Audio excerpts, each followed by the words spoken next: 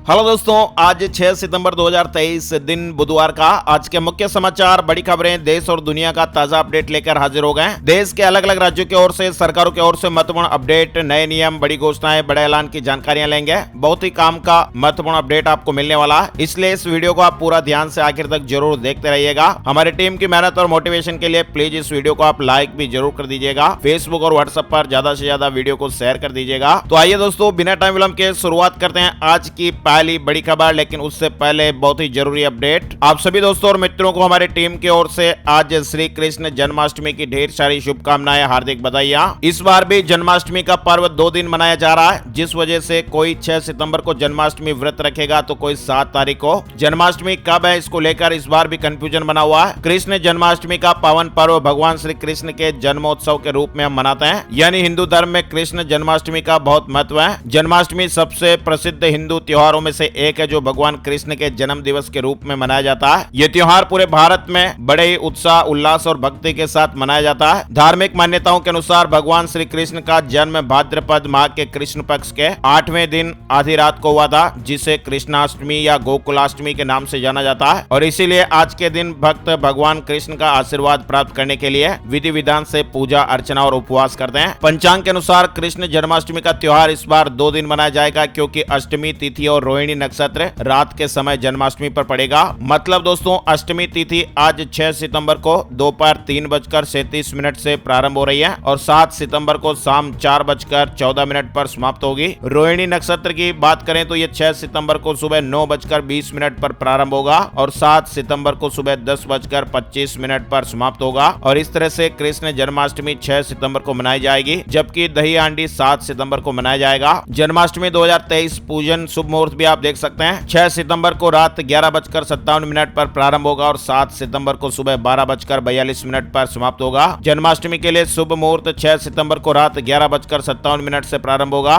शास्त्रों के अनुसार श्री कृष्ण जी का जन्म भाद्रपद मास कृष्ण पक्ष की अष्टमी तिथि को रोहिणी नक्षत्र में हुआ था और रोहिणी नक्षत्र आज शुरू हो रहा है। पंचांग में यह बताया गया है कि 6 सितंबर 2023 को सुबह 9:21 पर रोहिणी नक्षत्र की शुरुआत होगी और 7 सितंबर को सुबह 10:25 पर इसकी समाप्ति होगी। इसलिए इस साल 6 सितंबर की रात को कृष्ण जन्मोत्सव मनाया जाएगा और 6 तारीख को ही जन्माष्टमी का व्रत रखा जाएगा, जबकि वैष्णव संप्रदाय के लोग 7 सितंबर को जन्माष्टमी मनाएंगे। चलिए आगे बढ़ते दोस्तों, खबरों का सिलसिला आगे बढ़ाते हैं। पहली बड़ी खबर आप देख सकते हैं, आर्टिकल 370 पर सुनवाई पूरी, सुप्रीम कोर्ट ने फैसला सुरक्षित रखा है। कोर्ट में 23 याचिकाएं दाखिल कर केंद्र के फैसले को चुनौती दी गई थी। बड़ी खबर, त्योहार से पहले बड़ा झटका, 6 साल में सबसे महंगी हुई चीनी। केंद्र सरकार ने चीनी मिलों को चालू सीजन में 30 सितंबर तक 6.1 मिलियन मीट्रिक टन चीनी निर्यात करने की अनुमति दी है, जबकि पिछले साल उन्हें रिकॉर्ड तोड़ 11.1 मिलियन मीट्रिक टन चीनी बेचने की अनुमति दी गई थी। अगर इस साल गन्ने के प्रोडक्शन में गिरावट आती है तो चीनी और महंगी हो सकती है। मतलब दोस्तों, दाल, चावल, गेहूं, टमाटर और हरी सब्जियों के बाद अब चीनी एक बार फिर से महंगी हो गई है। पिछले 15 दिन के अंदर इसकी कीमतों में 3% की बढ़ोतरी हो गई है। वहीं अब इंडिया की जगह भारत G20 मेहमानों को राष्ट्रपति जी के निमंत्रण पर सियासी घमासान। संसद के सत्र को लेकर कई अनुमान लगाए जा रहे हैं, जिनमें महिला आरक्षण बिल, एक देश एक चुनाव जैसी बातें की जा रही हैं। लेकिन एक नया दावा इंडिया का नाम बदलकर भारत किए जाने को लेकर भी हो रहा है। संसद के विशेष सत्र की तारीख जैसे जैसे नजदीक आ रही है, अटकलों का बाजार भी गर्म हो रहा है। सरकार विशेष सत्र में क्या करने वाली है, इसकी किसी को खबर नहीं है। इसी बीच कांग्रेस नेता जयराम रमेश का एक ट्वीट आया, जिसमें उन्होंने बताया कि G20 सम्मेलन के सम्मान में जो डिनर आयोजित किया गया है, उसमें प्रेसिडेंट ऑफ इंडिया की जगह प्रेसिडेंट ऑफ भारत लिखा है। दरअसल दोस्तों, केंद्र सरकार ने 18 से 22 सितंबर के बीच संसद का विशेष सत्र बुलाया है और इस दौरान अमृतकाल से जुड़े विषयों पर चर्चा करने की बात कही गई है। हालांकि कोई निश्चित एजेंडा अभी सामने नहीं आया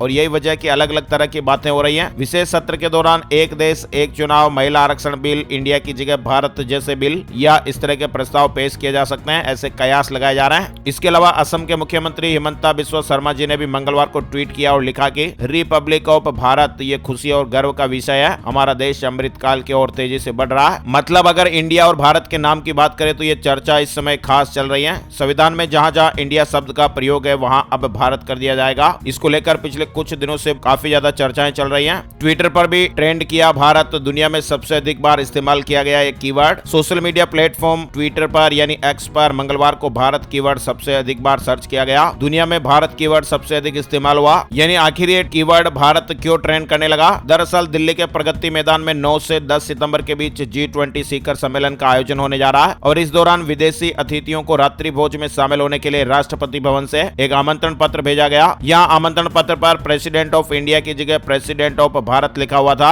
आमंत्रण पत्र पर भारत लिखे होने के कारण काफी ज्यादा चर्चाएं हुई। देश में दिन भर इसी मुद्दे को लेकर काफी सारी चर्चाएं देखने को मिली। चलिए आगे बढ़ते हैं। बड़ी खबर, डीमेट अकाउंट की संख्या 2022-23 में बढ़कर 10 करोड़ हुई। निर्मला सीतारमण ने कहा कि म्यूचुअल फंड और SIP रजिस्ट्रेशन भी रिकॉर्ड तेजी से बढ़ रहे हैं। हमारे देश में डीमेट अकाउंट की संख्या 2022-23 में बढ़कर 10 करोड़ हो गई है। टीचर्स डे पर देश के 75 शिक्षकों को राष्ट्रपति सम्मान। किसी ने शराबियों से लड़कर बच्चों को पढ़ाया तो किसी ने मार्शल आर्ट की ट्रेनिंग दी। टीचर्स डे के मौके पर राष्ट्रपति द्रौपदी मुर्मू जी ने देश भर के 75 शिक्षकों को राष्ट्रीय शिक्षक अवार्ड 2023 से सम्मानित किया। राजस्थान से जुड़ी बड़ी खबर है। राजस्थान कर्मचारी चयन बोर्ड ने भर्ती का संशोधित कैलेंडर जारी कर दिया। बोर्ड की वेबसाइट पर आपको इसकी डिटेल जानकारी मिल जाएगी। सनातन धर्म मामले में सुप्रीम कोर्ट से दखल की मांग। उदयनिधि के बयान पर 14 जज, 130 ब्यूरोक्रेट्स और 118 रिटायर्ड सैन्य अफसरों ने चिट्ठी लिखी है। सनातन धर्म को बीमारी बताने वाले तमिलनाडु के CM MK स्टालिन के बेटे उदयनिधि स्टालिन के खिलाफ 262 शख्सियतों ने सुप्रीम कोर्ट को चिट्ठी लिखी है। इन लोगों ने सुप्रीम कोर्ट से खुद दखल देने की मांग की है। इसमें 14 जज, 130 ब्यूरोक्रेट्स और सेना के 118 रिटायर्ड अफसर शामिल हैं। वहीं बड़ी खबर, दिल्ली में नहीं बढ़ेंगे जमीन के दाम। केजरीवाल सरकार के फैसले पर LG की रोक लग गई है। फाइल वापस भेजी गई है। यानी अरविंद केजरीवाल सरकार द्वारा कृषि भूमि का सर्किल रेट बढ़ाने के फैसले पर LG VK सक्सेना ने रोक लगा दी है। LG ने फाइल वापस भेजने के पीछे 2 आपत्तियां लगाई। डॉलर के मुकाबले रुपए में भी भारी गिरावट दर्ज की गई है। 5वीं बार 83 रुपए के स्तर को पार किया। 5 सितंबर को रुपए में भारी गिरावट आई। भारत के पास हर महीने 100 बिलियन UPI ट्रांजैक्शन करने की क्षमता। 2030 तक प्रतिदिन होंगे 2 बिलियन लेन देन। National Payments Corporation of India के CEO दिलीप अस्बे ने कहा है, भारत प्रति महीने 100 बिलियन UPI लेन देन संशोधित करने में सक्षम है। वहीं CBI ने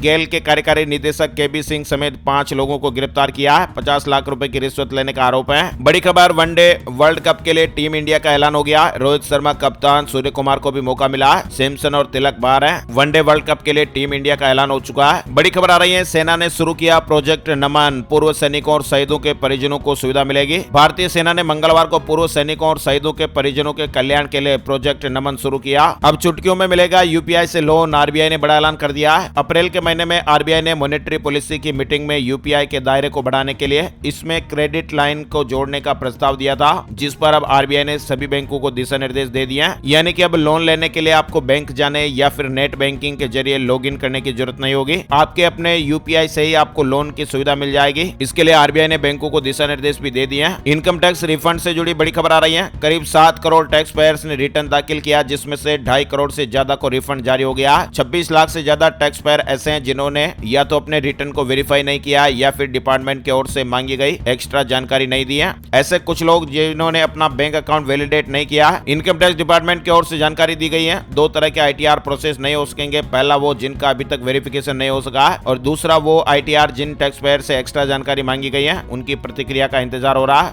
इन लोगों को फिलहाल रिफंड नहीं मिल पाया। वहीं अब आसानी से नहीं मिलेगा सिम कार्ड। 1 अक्टूबर से सख्त नियम लागू होने जा रहे हैं। 30 सितंबर से पहले आप जरूर कर लें ये काम। अगर आप भी 1 से ज्यादा सिम चलाते हैं या लिमिट से ज्यादा सिम एक्टिव किए हुए हैं तो ये जानकारी जरूरी है। अब आप आसानी से सिम कार्ड नहीं ले पाएंगे। 1 अक्टूबर से सख्त नियम लागू होने जा रहे हैं। अगर कोई इन्हें तोड़ने की कोशिश करता पाया गया तो उस पर 10 लाख रुपए का जुर्माना भी लग सकता है। टेलीकॉम कंपनियों को 30 सितंबर के पहले अपने सभी सेल्स सेंटर यानी POS का रजिस्ट्रेशन भी करवाना है। नए नियम लागू होने के बाद सिम कार्ड बेचने वाली दुकानों को भी सावधान रहना होगा। अगर दुकान की तरफ से कोई गड़बड़ होती है तो उस पर 10 लाख रुपए का जुर्माना भरना पड़ सकता है। बड़ी खबर, रामायण महाभारत विष्णु अवतार। G20 के मेहमान करेंगे सनातन संस्कृति के दर्शन। G20 की बैठक दिल्ली में 9 और 10 सितंबर को आयोजित होने जा रही है, जिसके लिए तैयारियां तकरीबन पूरी हो गई हैं। भारत के अलग अलग राज्यों की नृत्य और कलाओं को भी दीवारों पर प्रदर्शित किया गया। भारत मंडपम में लगाई गई दुनिया की सबसे ऊंची शिव नटराज प्रतिमा अष्ट धातु से ये तैयार हुई है। G20 के भारत मंडपम में RBI का पेवेलियन भी जलवा बिखेरेगा। सबसे ज्यादा चमकेगा E-रूपी, यानी बिल्कुल अलग जलवा बिखेरने वाला है। सबसे ज्यादा चमक E-रूपी की भी देखने को मिलेगी। रिजर्व बैंक ने इसी साल इस डिजिटल करेंसी को लॉन्च किया है। इसका ट्रायल चल रहा है और जल्दी ये देश को कैशलेस इकोनॉमी बनाने में बड़ा टूल बनने वाली है। भारत मंडपम में टेक्नोलॉजी की ताकत भी दिखाई देगी। वहीं खबर है कि आखिरकार चीन भी झुक गया। अब G20 शिखर सम्मेलन को लेकर ये बड़ी बात कही है। चीन ने मंगलवार को कहा कि उसने इस साल के G20 शिखर सम्मेलन की मेजबानी में भारत का समर्थन किया है और वह इस सप्ताह नई दिल्ली में होने वाले हाई प्रोफाइल वैश्विक सम्मेलन की सफलता के लिए सभी पक्षों के साथ काम करने को तैयार है। यानी G20 समिट को लेकर लेकर चीन का जो रवैया है वो पूरी दुनिया ने देखा। राष्ट्रपति शी जिनपिंग ने इस समिट से किनारा कर लिया और प्रधानमंत्री ली क्विंग को भारत भेजने की ठानी। भारत की तरक्की और चीन के प्रति दुनिया के देशों का नजरिया सभी जानते हैं। वहीं अमेरिकी राष्ट्रपति जो बाइडेन ने भी जिनपिंग के भारत आने से इंकार करने पर हैरानी जताई है। हम भारत के साथ काम करने के लिए तैयार हैं, चीन ने इस तरह की बात कही है। यानी गलवान झड़प के बाद से ही भारत और चीन के संबंध तनावपूर्ण रहे हैं। बड़ी खबर है, श्री माता वैष्णो देवी दिल्ली के बीच चलेगी 4 स्पेशल ट्रेन। पंजाब, हरियाणा, जम्मू और दिल्ली के यात्रियों को इसमें लाभ मिलेगा। झारखंड में 26,000 शिक्षकों की नियुक्ति पर रोक लग गई है। विज्ञापन में बीआरपी, सीआरपी को 50% आरक्षण नहीं। जेएसएससी और जेईपीसी को 4 हफ्ते में जवाब देने का आदेश दिया गया। झारखंड में फिर से मानसून एक्टिव। 7 सितंबर तक राज्य के कई हिस्सों में बारिश की संभावनाएं बन रही हैं। वज्रपात को लेकर भी अलर्ट रहने की अपील है। हिमाचल प्रदेश सीएम ने फिर कैबिनेट की मीटिंग बुलाई है। 14 सितंबर को सचिवालय में होगी। विधानसभा के मानसून सत्र को लेकर भी चर्चा होगी और भी कई बड़े फैसले हो सकते हैं। ड्राइविंग लाइसेंस के नए नियम अब क्यूआर कोड वाले स्मार्ट ड्राइविंग लाइसेंस ही बनेंगे और ये विदेशों में भी मान्य होंगे। पुराने लाइसेंस भी फिलहाल चलते रहेंगे। पंजाब में घायलों का 48 घंटे मुफ्त इलाज। सेहत मंत्री बोले खर्च सरकार देगी, उन्हें अस्पताल पहुंचाने वालों को 2000 इनाम देंगे। पंजाब में फरिश्ते स्कीम के तहत सरकार ने 48 घंटे के दौरान सभी सड़क हादसों में घायलों को मुफ्त इलाज मुहैया कराने का फैसला लिया है। वहीं राजस्थान में राज्य सरकार की पहल, पुलिस में 20 साल बेदाग सेवा पर मिलेगा। मुख्यमंत्री उत्कृष्ट सेवा पदक। भ्रष्टाचार के आरोप लगे तो पदक वापसी भी होगी। वहीं हरियाणा में जेल कर्मियों को मिलेगी फ्री बस सुविधा। सीएम खट्टर ने बंदियों की डाइट सुधार को 10 करोड़ दिए हैं। भिवानी नई जेल का उद्घाटन भी हुआ।